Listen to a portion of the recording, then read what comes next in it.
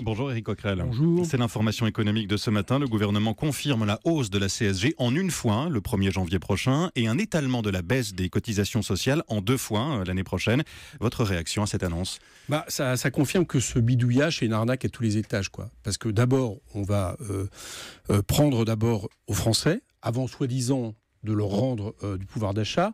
Deuxièmement, c'est dans un contexte, on oublie, où la fiscalité va être profondément réformée avec quasiment la fin de l'ISF, une taxation, un plafond de taxation. Le remplacement de l'ISF. Voilà, oui, enfin, un plafond de taxation pour les revenus du capital. Donc, en réalité, ça va continuer à avantager les revenus des plus riches du capital, alors que la CSG est un impôt fixe qui touche tout le monde.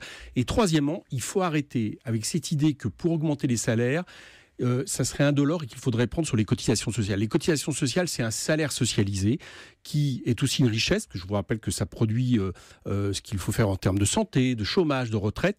Donc c'est évidemment une politique. Tout ça va basculer sur la CSG. Oui, d'accord, mais quand vous basculez sur la CSG, on le voit bien aujourd'hui, vous n'avez absolument pas la garantie que les cotisations, qui était le régime qui a été installé par le Conseil national de la résistance et le régime paritaire, vont continuer à être au même niveau, puisque là, c'est les parlementaires qui décideront. Vous pouvez décider que fiscalement, vous baissez ces cotisations, enfin la CSG, et du coup, vous aurez moins de moyens pour les mécanismes de solidarité. Donc tout ça, c'est une arnaque, et je pense que les salariés doivent s'en rendre compte. Cela dit, Éric Coquerel, in fine, les Français vont gagner du pouvoir d'achat. En tout cas, c'est le but de cette mesure du gouvernement. 250 € par an pour un SMIC. Mais vous savez, ils vont gagner faussement du pouvoir d'achat, parce qu'on va pourquoi ? Mais oui, mais parce que on va leur donner ce qu'on leur prend dans l'autre poche. Encore une fois, les cotisations, il faut arrêter de penser que c'est des charges.